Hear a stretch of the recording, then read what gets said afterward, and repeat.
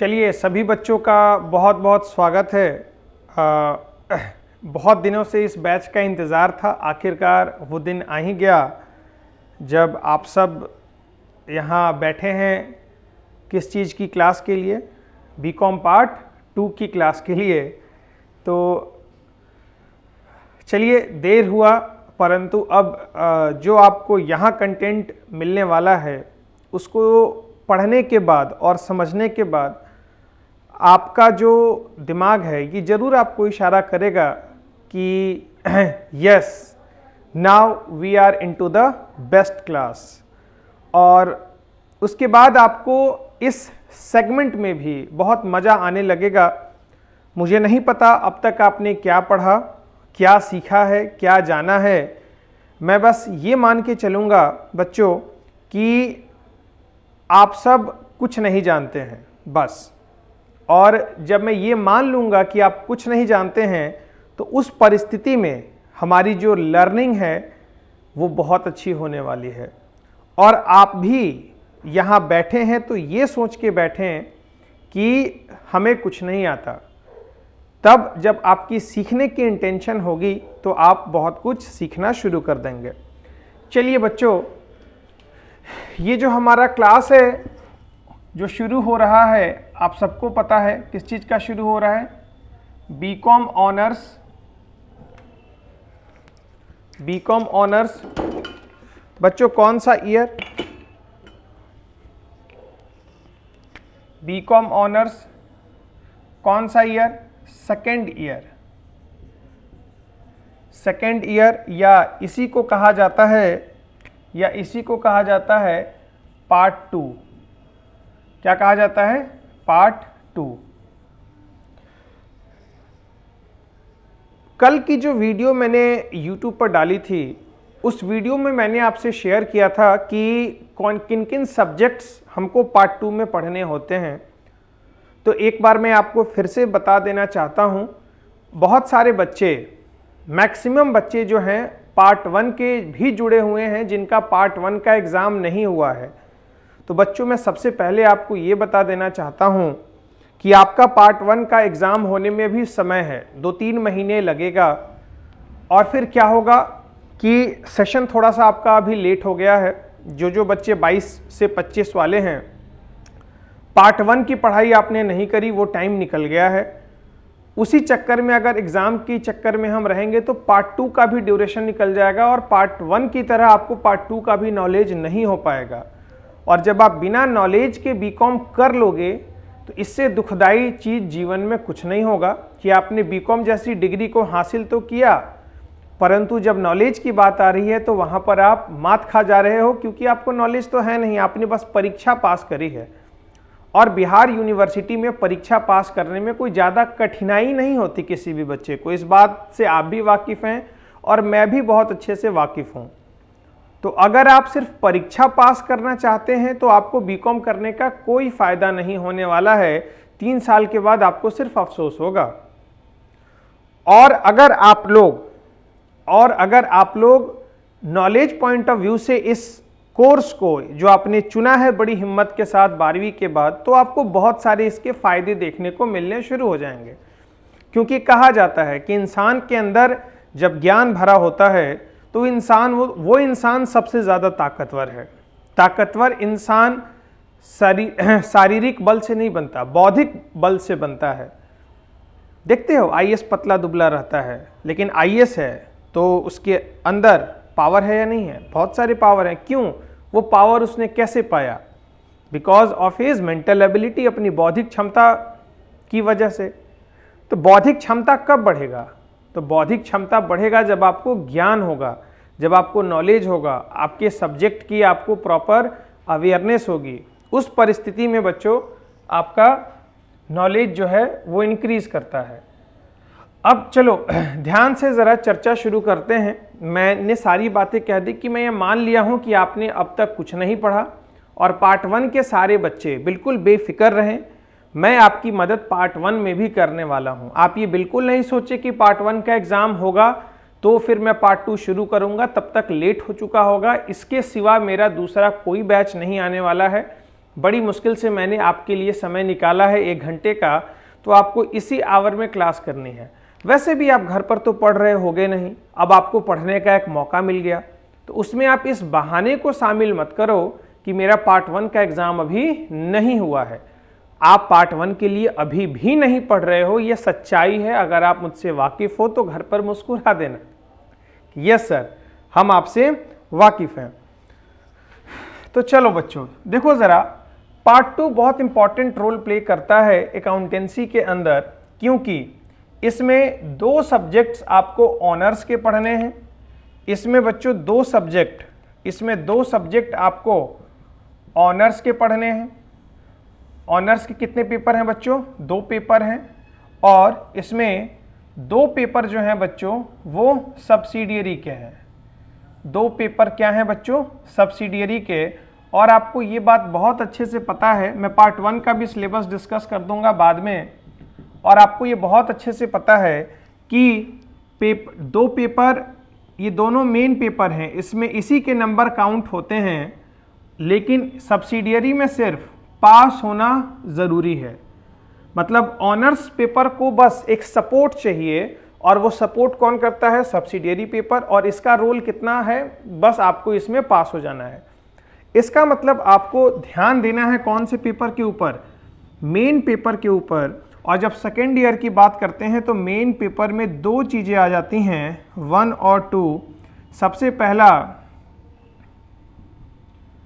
Specialised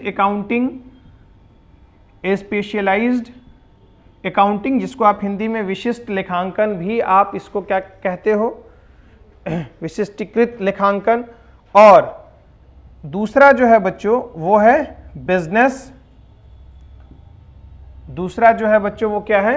business law, व्यापारिक संनियम। ठीक है, इसको हिंदी में अगर मैं लिख दूं,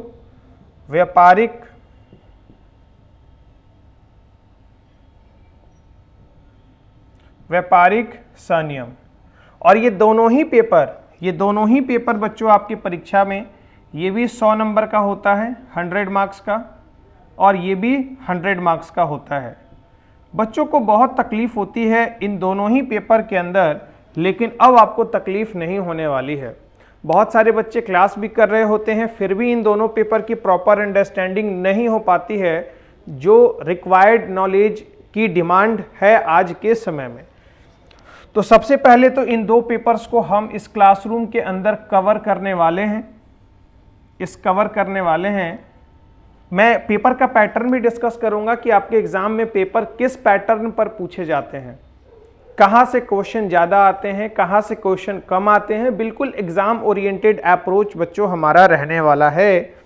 तो पेपर के पैटर्न के हिसाब से ही हमारी तैयारी जो है पूरी चलने वाली है, इसके लिए आप बिल्कुल भी टेंशन मत लेना।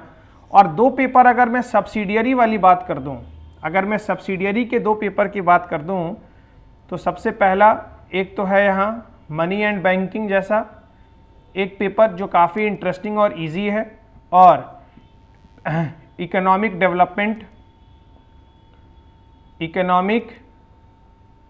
डेवलपमेंट जैसा एक पेपर है जो आपको यहाँ सब्सिडियरी के रूप में देना है। इसका मतलब इस क्लास में जो पहली क्लास चलेगी वो चलेगी ऑनर्स पेपर की। तो क्या सर सब्सिडियरी आप नहीं पढ़ाओगे? पहला सवाल आपके मन में ये आ रहा होगा। तो बच्चों पहले हम ऑनर्स पेपर को कवर करेंगे, जो भी 22 से 25 वाले बच्चे हैं। दूसरी बात, उसके बाद मैं आपको इस ऑनर्स पेपर में भी हेल्प करने वाला हूं। आप इन 2 पेपर के लिए कहीं और थोड़ी जाओगे यार। अब इसमें पास करना ज़रूरी है, तो इसको उसी हिसाब से पढ़ेंगे कि इसमें हम पास कर पाएँ। बात समझ में आ रही है? ज़्यादा दिमाग इन 2 पेपर्स में हम नहीं लगाएंगे, उतना ही पढ़ेंगे जितने से अपन लोग बच्चों क्या हो जाएं, इस पेपर में पास हो जाएं। सिंपल, ठीक है। और इन दोनों को बहुत अच्छे ढंग से हम क्लासरूम के अंदर पढ़ने वाले हैं। तो सबसे पहली बात, अब अगला सवाल ये है कि चलिए सर, ये तो हम समझ गए कि हम ये भी पढ़ लेंगे और आप हमें इसमें भी मदद कर देंगे। और 22 से 25 वाले बच्चों को मैं कह रहा हूँ कि पार्ट 1 के एग्जाम के लिए भी मैं आपको मदद करूँगा। फुल फ्लेज सिलेबस तो नहीं पढ़ा पाऊँगा, लेकिन इतना ज़रूर आपको मदद कर दूँगा कि आपका एग्ज़ाम बहुत अच्छा जाएगा। आपको नोट्स प्रोवाइड करा दूँगा जिससे आप एग्ज़ाम में लिख के आओगे, उस नोट्स को डिस्कस कर लूँगा। इतना काम मैं आपके लिए कर दूँगा, जिसके लिए मैं अलग से आपसे चार्ज भी नहीं करूँगा, वो आपके लिए बिल्कुल फ्री ऑफ कॉस्ट रहेगा। बस आप सेकेंड ईयर की क्लास अपनी शुरू कर दो, वेट मत करो कि फर्स्ट ईयर का एग्ज़ाम होगा तो हम जगेंगे, नहीं तो फिर दिक्कत हो जाएगी, फिर बहुत लेट हो जाएगा। चलो अब एक एक करके बच्चों, सबसे पहले आज की क्लास में, पहली क्लास में हम सबसे पहले स्पेशलाइज्ड अकाउंटिंग की सिलेबस के बारे में चर्चा करेंगे और बिजनेस लॉ की सिलेबस के बारे में हम चर्चा करेंगे। तो आइए एक एक करके मैं क्या क्या पढ़ना है, इनके अंदर कौन कौन से चैप्टर हैं, फिर बताऊंगा इन चैप्टर में से कौन कौन से चैप्टर हमारे लिए बेहद इंपॉर्टेंट हैं एग्जाम पॉइंट ऑफ व्यू से। और जिन जिन बच्चों का अभी एग्ज़ाम होने वाला है पार्ट 2 का, उनके पास तो ऑप्शन ही नहीं है, आपको तो अपना बेस्ट देना ही पड़ेगा। चलिए देखिए बच्चों, बीकॉम का स्कोप क्या है, इससे रिलेटेड मैंने वीडियो कल डाला है, इसलिए मैं ज़्यादा क्लासरूम के अंदर बात नहीं करना चाहता, बट आप उस वीडियो को ज़रूर देख लें। सर्च करें ड्रीमर कॉमर्स एकेडमी, या यूट्यूब पर आप सर्च कर लें आशुतोष सर मोतिहारी, वीडियो को आप ज़रूर देख लें। आपको पता चल जाएगा जो कोर्स आप कर रहे हैं उसकी मार्केट में क्या वैल्यू है, क्या वजन है, आप कितना कमा सकते हैं उस कोर्स की मदद से। चलिए बच्चों, तो सबसे पहले मैं आपको स्पेशलाइज्ड अकाउंटिंग की, दिख रहा है, विजिबल है, हाँ विजिबल है, थोड़ा सा और नीचे लिख लेता हूँ। सबसे पहले मैं आपको स्पेशलाइज्ड अकाउंटिंग की सिलेबस में आपको बताने वाला हूँ।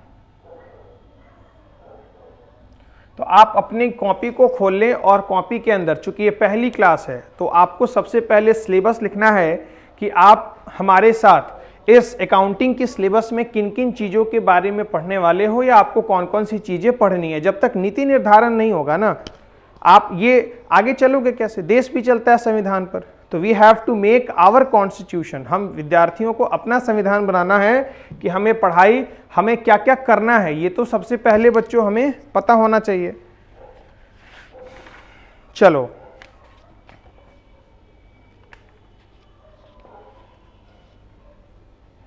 तो मैं अच्छे से ही लिख देता हूं क्या क्या पढ़ना है। सिलेबस ऑफ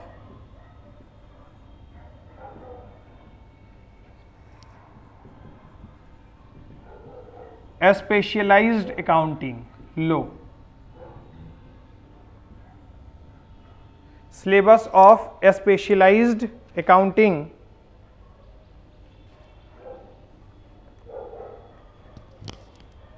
चलो एक एक करके बच्चों सारे चैप्टर के नाम लिखते चलेंगे। अच्छा, अकाउंट्स में मैं एक चीज आपको और बता देना चाहता हूं, बच्चे अक्सर कंफ्यूज रहते हैं हिंदी मीडियम और इंग्लिश मीडियम।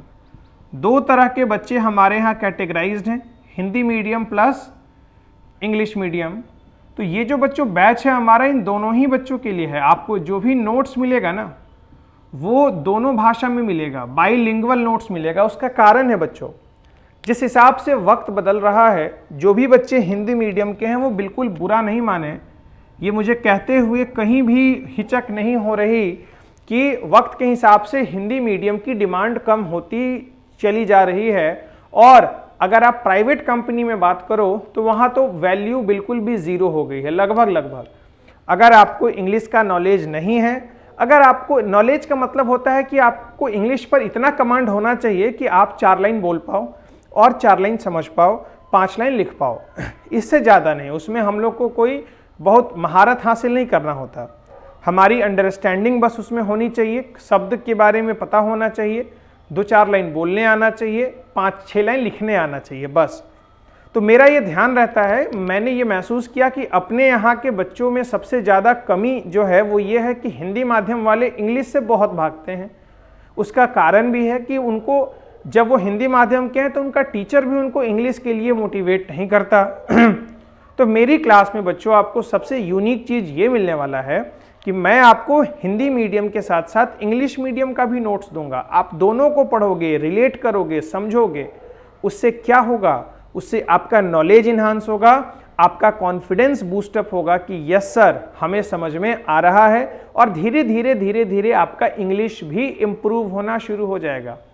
और अगर मैं बात करूं अकाउंट्स में, तो आप ही सोचो, आपने 12वीं क्लास में भी कॉमर्स पढ़ा होगा, आपने 12वीं क्लास में कॉमर्स पढ़ा होगा, आपके परीक्षा में जो सवाल आता था वो आता था हिंदी में, लेकिन इसका जो आप सॉल्यूशन करते थे वो करते थे किस में? इंग्लिश में।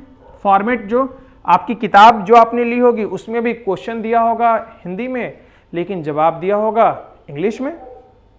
तो अब देखिए ना बच्चों, दिक्कत क्या होती है सबसे ज़्यादा, कि अगर आप सवाल को हिंदी में पढ़ रहे हैं, जवाब आपको इंग्लिश में लिखना है, तो सबसे ज़्यादा कन्फ्यूज़न क्रिएट होता है। सबसे ज़्यादा क्या क्रिएट होता है? कन्फ्यूज़न।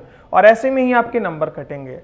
तो मैं भी आपको सारे सवाल इंग्लिश में भी दूंगा, हिंदी में भी दूंगा, लेकिन आपको कोशिश करना है, कोशिश क्या करना है, हम सवाल को इंग्लिश में ही पढ़ेंगे, क्योंकि जवाब जब हमें हिंदी में देना है, और अगर आपको इंग्लिश में दिक्कत हो रही है तो नीचे हिंदी दिया है, आप उसको पढ़ लेना। लेकिन हम ट्राई किस चीज़ के लिए करेंगे? जो चीज़ हमारा इंप्रूव हो।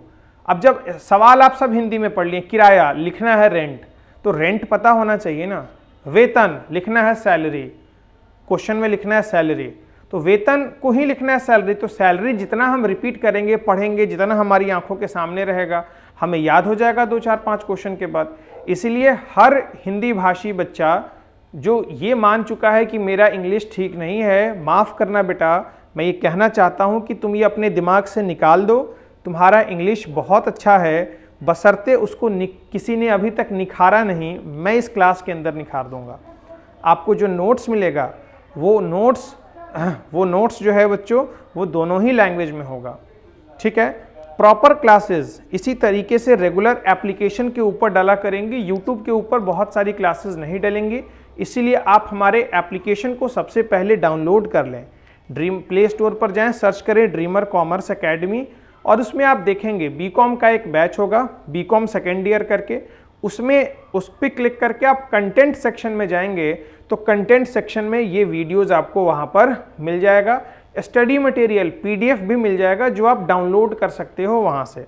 इसीलिए सबसे पहले ऐप को डाउनलोड कर लो। तो मीडियम का लोचा क्लियर हो गया बच्चों। मीडियम, दोनों ही मीडियम के बच्चों की पढ़ाई होगी, टेंशन फ्री रहना। हिंदी वाले फोर्स करना कि आपका क्या अच्छा होना चाहिए? इंग्लिश अच्छा होना चाहिए। चलिए बच्चों, आइए अब चर्चा करते हैं ज़रा सिलेबस के ऊपर। धीरे धीरे अपनी पढ़ाई को हम लोग शुरू करेंगे एक एक करके।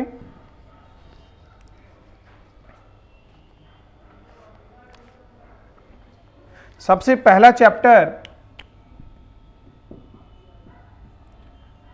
Profit and loss prior to and after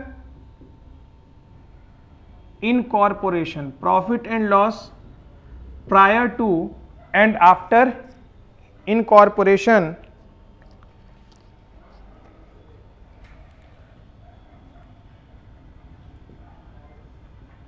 समामेलन के पूर्व या पश्चात या बाद का लाभ या हानि। लो, बहुत ही इजी चैप्टर बच्चों, बहुत ही इंटरेस्टिंग चैप्टर। इस चैप्टर को पढ़ के बहुत आनंद आने वाला है आपको, और फुल ऑन स्कोरिंग चैप्टर है। इसमें नंबर तो आपका कटना ही नहीं चाहिए। एक एक करके सब चीजों के ऊपर चर्चा होगी। Chapter number 2 coming. Chapter number 2 bonus shares,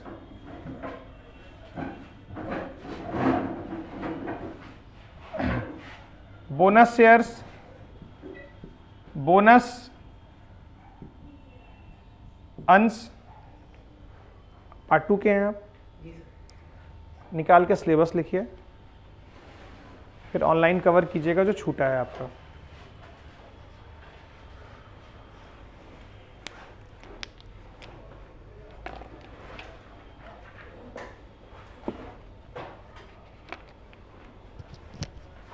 chapter number 3 बच्चों, accounting for accounting for amalgamation of company, accounting for amalgamation of a company,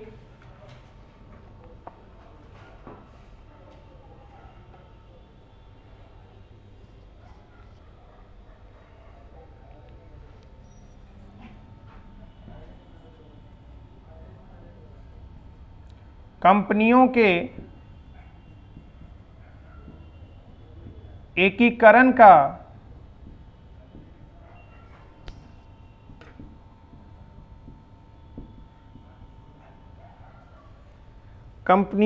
एकीकरण का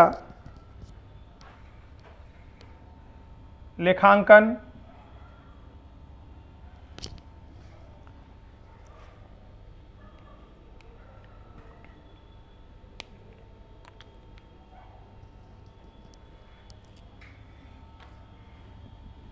चौथा,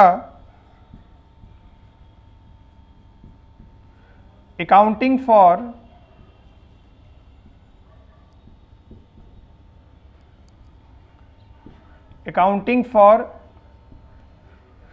reconstruction,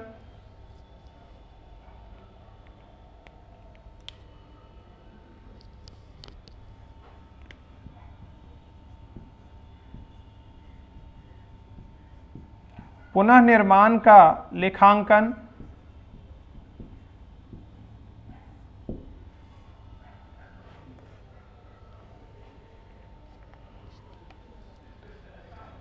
पुनः निर्माण का लेखांकन।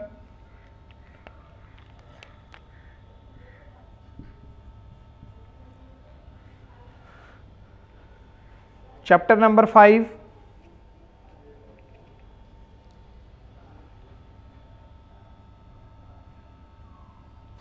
liquidation and winding up of company, liquidation and winding up of a company,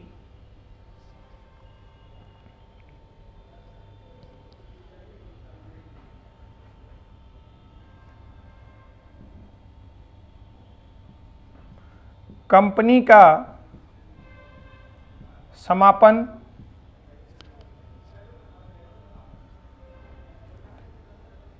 company का समापन।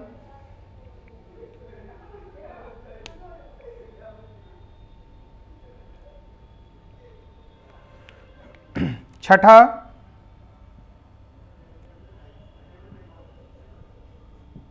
consolidated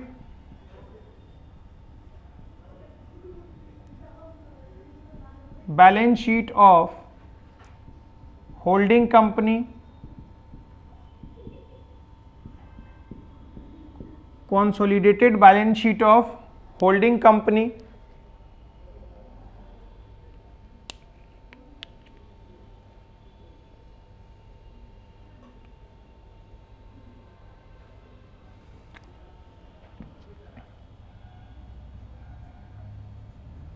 सूत्रधारी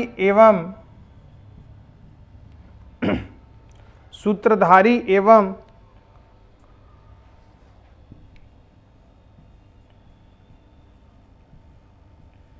नियंत्रक कंपनियों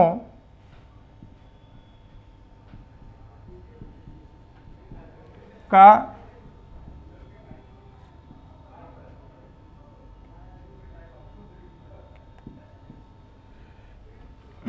सूत्रधारी एवं नियंत्रक कंपनियों का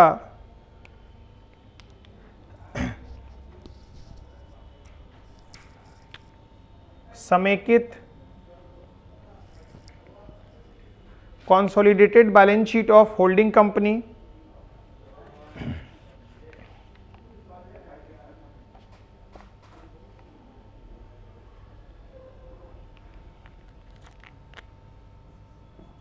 सातवां, insolvency account. Insolvency account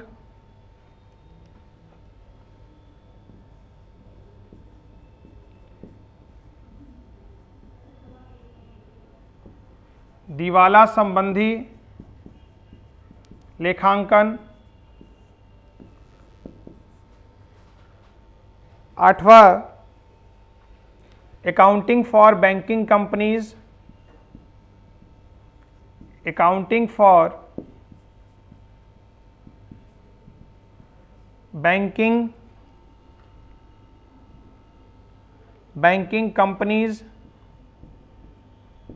companies का लेखांकन।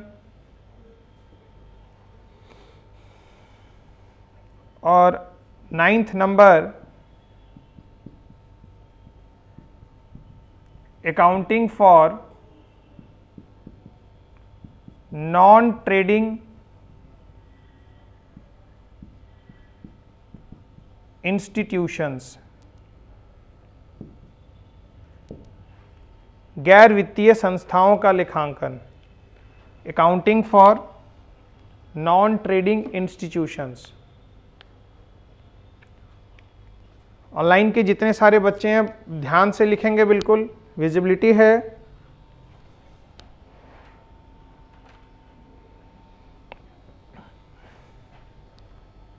Accounting for non trading institutions.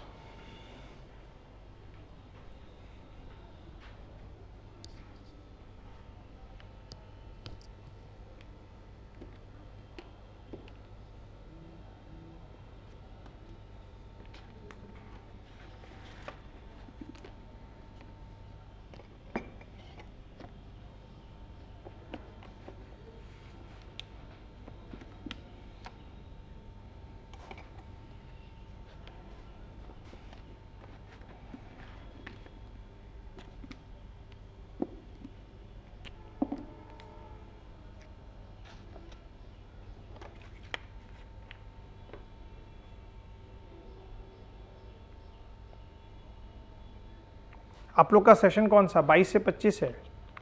Good. और मीडियम इंग्लिश मीडियम है। गुड।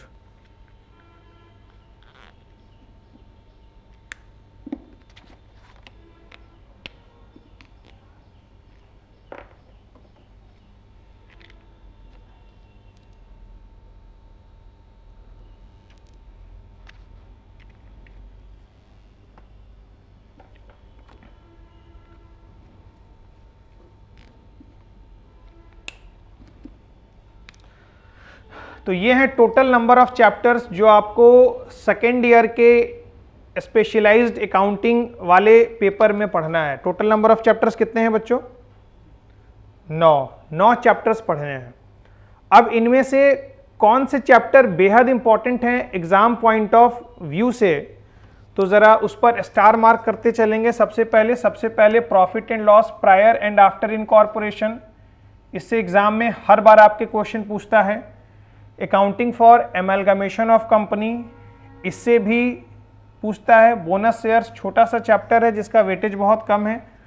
अकाउंटिंग फॉर रिकंस्ट्रक्शन, इससे भी सवाल आपसे पूछता है।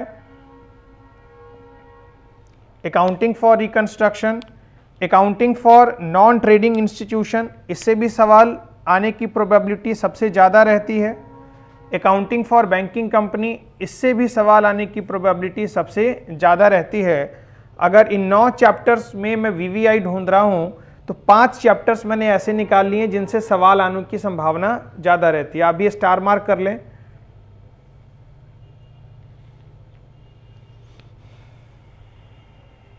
और एक ये चैप्टर भी, liquidation and winding up of company.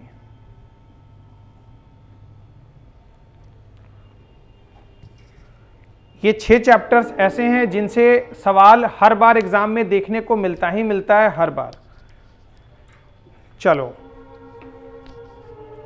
अब हम समझेंगे पेपर पैटर्न। आपके एग्जाम में जो क्वेश्चंस आते हैं वो कैसे आते हैं, थ्योरी के कितने होते हैं, प्रैक्टिकल के कितने होते हैं, क्योंकि अकाउंट जो है वो दोनों का कॉम्बिनेशन है, थ्योरी प्लस प्रैक्टिकल।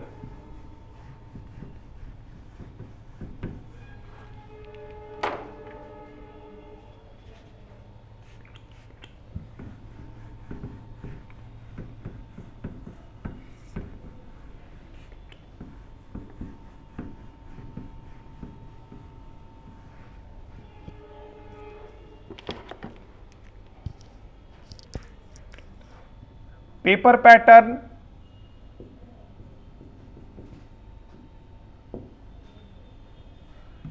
आपके एग्जाम में total number of questions, total number of questions कितने रहते हैं बच्चों, पता है आपको कितने रहते हैं? टोटल नंबर ऑफ क्वेश्चंस आपको मिलने वाले हैं पेपर के अंदर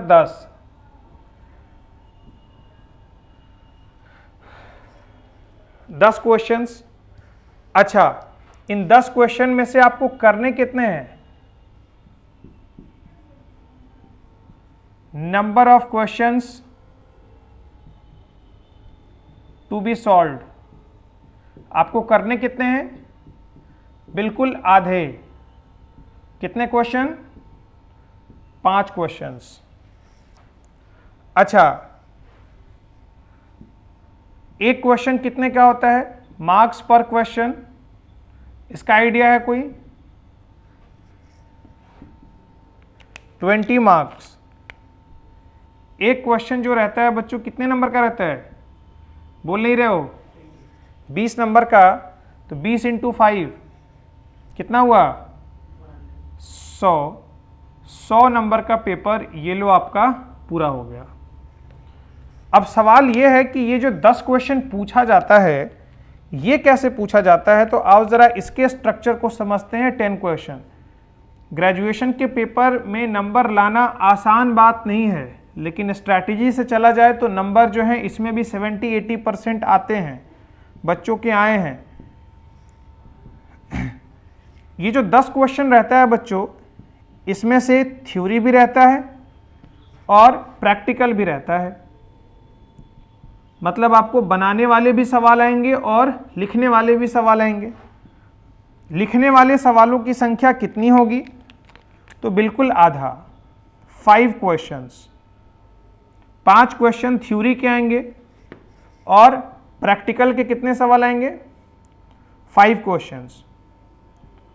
और अकाउंट अमूमन बच्चों को बनाने में मजा आता है तो वो थ्योरी पोर्शन को इग्नोर करके चलते हैं।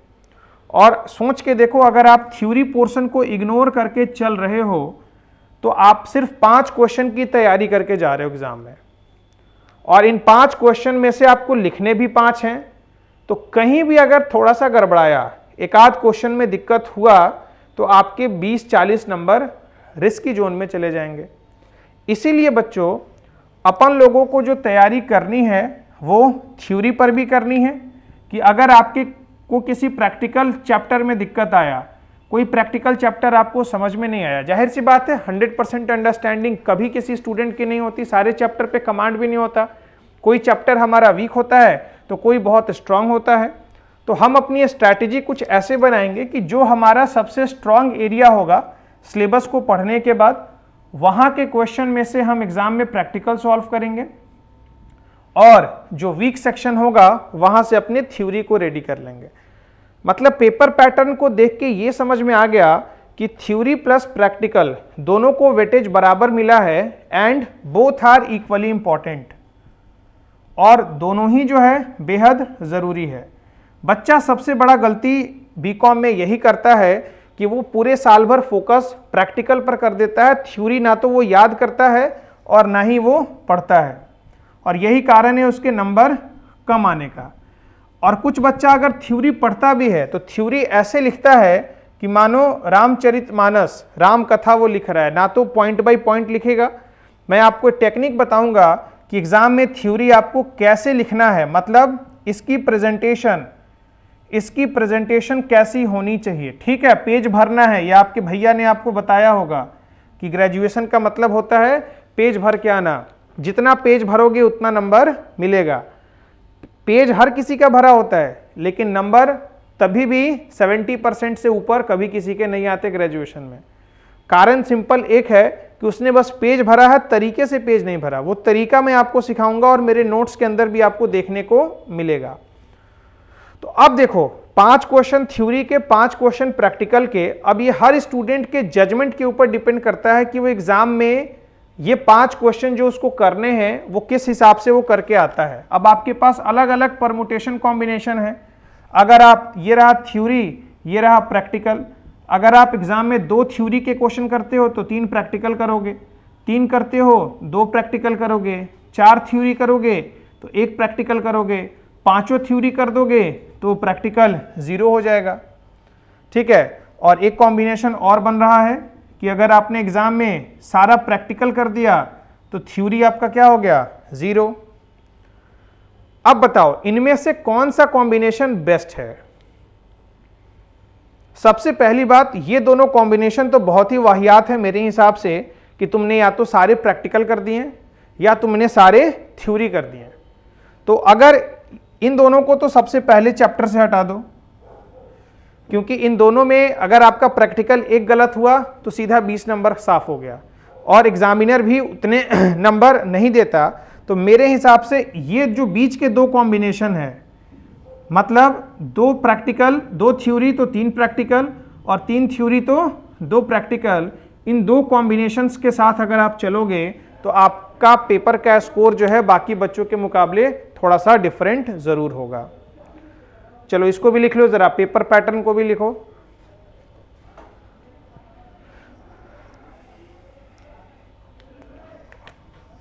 और ये जो है 2 theory 3 practical, 3 theory 2 practical, best combination. इसी कॉम्बिनेशन में हम सवाल को सॉल्व करेंगे।